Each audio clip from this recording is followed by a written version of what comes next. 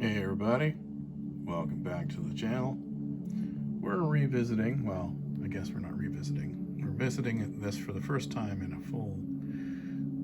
full-length video, but I did do a short on it. This is a Wyse, I'm assuming that's how you pronounce it. It's a little sort of kind of antiquated little device. It has no internal fan, and it uses a funky non-Intel Vyse Eden chip that's single core and relies strictly on a big copper heatsink to keep it cool. And yeah, and it's kind of a very weak sort of little system, but it is x86 based, and I picked it up for $5 with the power supply. I didn't know what was inside of it, and as it turned out, it actually had a 4 gigabyte stick of DDR2 RAM, which is very hard to find, which could come in very handy for one of my ThinkPads as an upgrade. And unfortunately, this thing did not see more than 2, so I immediately took out that RAM, swapped in a 2 gigabyte stick that I had, and now I have that other RAM for another project, but it's running its best level of performance with that 2 gigabyte stick. Unfortunately, whoever donated it to the thrift store took out the little 1 gigabyte solid state drive thing that it has. It has a very odd sort of, has like a IDE kind of connector. But anyway, yeah, it has a funky connector and very hard to get a hold of that kind of a arrangement, and nor would I want to spend the money on it for $5. So what did I do? I stuck this old 32 gigabyte Kingston USB, and that is going to be my hard drive, basically. So let's swing over here and let's take a look at what I'm running. So what I am running is antiX. It's a Unix-based, very light system, and hopefully it will allow this single core system to get some decent performance. So as you can see right now, nothing much is happening with it, but it's telling us that it's only running with a whole bunch of stuff open, 264 megabytes of RAM usage out of the 1.72 available. It's not using any of the swap drive, and yeah, and it's in a persistent state. Now, persistence means you can actually write files to the disk, the USB drive, and actually they'll be there when you restart it, because normally it would just be a live boot situation. So that's cool. So using this command, we can get a full rundown of the system and what it has available in it. So it's running like a 32-bit sort of operating, or processor. And we can see from here, it's called a Vyse Eden bit 32, and it's has a maximum megahertz rate of 1 gigahertz, so not too awesome. It's using Vyse graphics. It's running a 1920 by 1080 resolution monitor right now.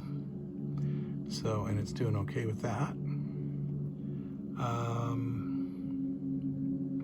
It has Vyse high definition audio. Haven't been able to try that out because I don't have an internet connection for it. It does have a gigabit Ethernet adapter, and I do have a range extender that I can use to hook that up, but I just haven't yet. more important just to get this thing going. But it's using as its main storage a Kingston Data Traveler 3.0, and it's using available 28.87 gigabytes, so you know that's the formatted size.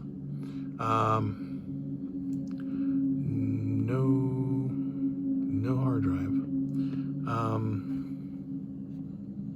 Yeah, and temperature is at 56. So when I come over here and I put hands on it, oh yeah, you can feel it. It's getting warm. But yeah, this thing supposedly only uses less than 10 watts when it's idling. So it's pretty low power consumption device. And yeah, there you go, guys. That's the basics of the system. Now, let's open up a few things. So these are the files that I saved on here and then shut down the computer and open them up again. And yes, they are persistent. They save to the USB. So these are the files I tried out to see how they worked. So right away I adjusted the background to gray because I find it's a little blinding. And you can do that in, nice thing about LibreOffice, you can do that pretty easily. And I tried typing on this. It types okay. There can be a little bit of a delay because of just the weakness of the system. But, you know, you can see that it works okay. It just can be a little delayed, and especially when you first start it, or if there's something else going on in the background or whatever, it can slow it down a little bit. Definitely not for web browsing, this guy, but this is, you know, doable. I could work with this. The delay is makes it a little harder, but once it gets going, it seems to be fine. And you could definitely use it as a word processor. And of course, I like the fact this has Word, not Word, spell check on it. Works fine. And of course, I had to try out the Excel-like spreadsheet of Libre Calc. And yes, it works fine too, but again, there can be a little bit of a delay. So as you type stuff in, you got to sort of give yourself enough time to pause for it to fill in. But it's doable, it's workable. Not awesome, but it's okay. And then I just did a text file, and that works absolutely fine because of course text doesn't require, this doesn't have like any kind of spell checking, it's not doing any formatting, it's just simply text. So no problem there, works just fine. So this is antiX, and if you want to like kind of free up the processor even more, you can turn off Conky, which is basically that thing there that you're seeing. Where is it here? Where is it? Desktop, Conky, and the Conky goes.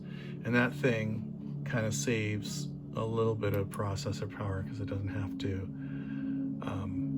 just doesn't have to do things like, you know, check every second to see where the CPU is running, where it's running at, or whatever. So let's close this, save, and what else do I got going on? What else is open here? That's open. Close that. There we go. There you go, guys. So there you go. That's antiX. Probably the best OS I can think of to run something this anemically slow.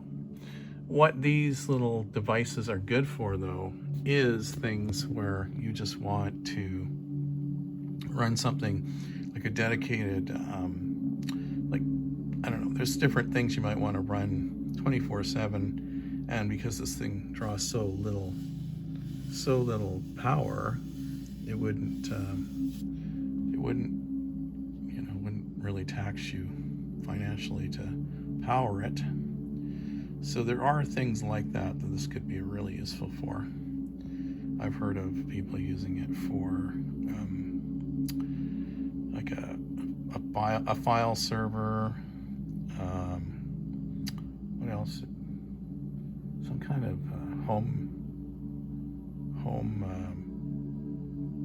like a smart home device. But I'm sure there's lots of things you could do with this thing. And the fact, or even like a dedicated